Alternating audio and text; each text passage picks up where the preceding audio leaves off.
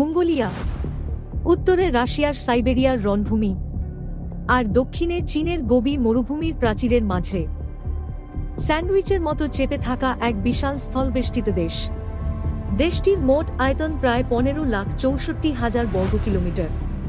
এত বড় একটি দেশের বাসিন্দা মাত্র 35 লাখের কাছাকাছি মানুষ, মানে প্রতি বর্গ কিলোমিটারে গড়ে মাত্র 2 জন মানুষ। এই পরিসংখ্যানই মঙ্গোলিয়াকে বানিয়েছে পৃথিবীর সবচেয়ে কম জনঘনত্বের সার্বভৌম রাষ্ট্র। কিন্তু প্রশ্ন হল, কেন এত শূন্যতা? কখনো কি কল্পনা করেছেন এমন একটি জায়গা যেখানে শব্দ থেমে যায়, দিগন্ত ছাড়া কিছুই চোখে পড়ে না, আর আকাশটাই যেন সবচেয়ে বড় সঙ্গী? এই নীরবতার মাঝেই জন্ম নিয়েছিল ইতিহাসের সবচেয়ে ভয়ঙ্কর যোদ্ধাদের একজন, চেঙ্গিস খান। এক সময় যার ঘোড়ার খুরের শব্দে কাঁপত অর্ধেক পৃথিবী, আজ তার সাম্রাজ্যের হৃদয়ভূমি নীরবতায় ঢাকা। এখানে আজও মানুষের ভিড় নেই, রাস্তা আছে কিন্তু পথচারী নেই, শহর আছে কিন্তু তার বাইরেই পড়ে আছে অসীম ফাঁকা প্রান্তর। মঙ্গোলিয়া পৃথিবীর বুকে এক বিশাল দেশ, যেখানে শূন্যতাই সবচেয়ে বড় বাস্তবতা। ভাবুন তো, আপনি একা গাড়ি চালাচ্ছেন, চারপাশে শত কিলোমিটার জুড়ে কোনো গ্রাম নেই, কোনো শহর নেই, শুধু খোলা আকাশ, ঘাসে মোড়া স্টেপ আর দূরে পাহাড়ের ছায়া।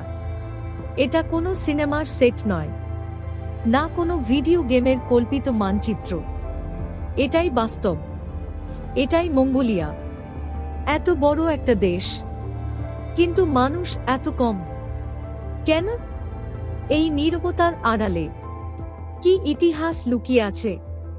কেন মঙ্গোলিয়ার প্রায় 99.7% এলাকা আজও প্রায় জনশূন্য পড়ে আছে?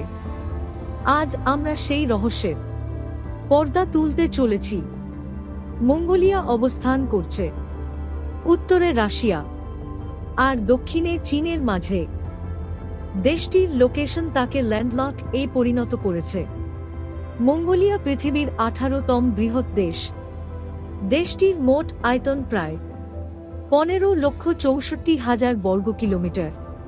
তুলনা করলে বোঝা যাবে মঙ্গোলিয়া বাংলাদেশের চেয়ে প্রায় 11 গুণ বড়, ভারতের প্রায় অর্ধেক এবং ফ্রান্সের দ্বিগুণ।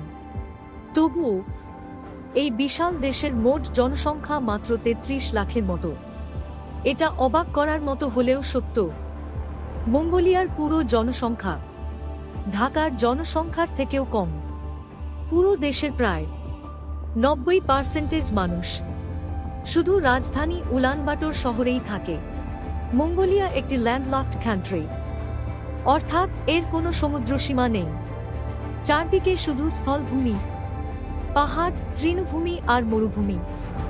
এই ভৌগোলিক অবস্থানে মঙ্গোলিয়ার আবহাওয়া, জনসংখ্যা এবং জীবনধারাকে পুরোপুরি নিয়ন্ত্রণ করে। মঙ্গোলিয়ার উত্তরে রয়েছে রাশিয়া, বিশেষ করে সাইবেরিয়া অঞ্চল। এই অঞ্চল পরিচিত ঘন বন, পাহাড় এবং ভয়ঙ্কর শীতের জন্য।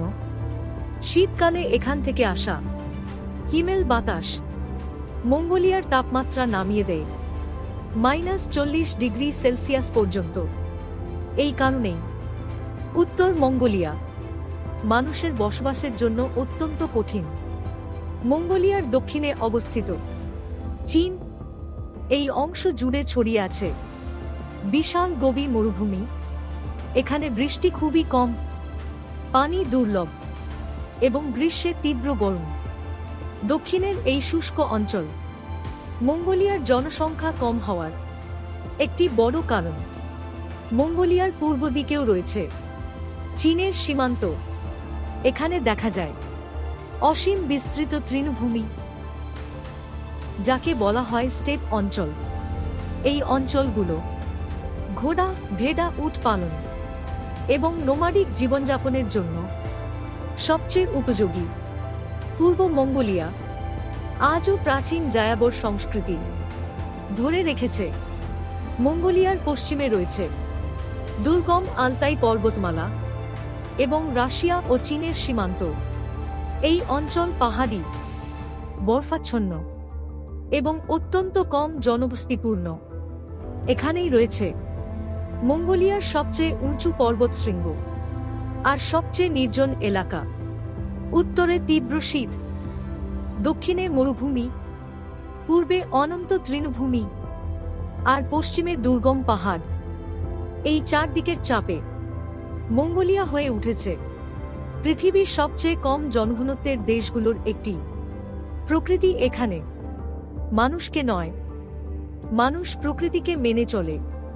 মঙ্গোলিয়া কখনোই জনবহুল কোনো দেশ ছিল না।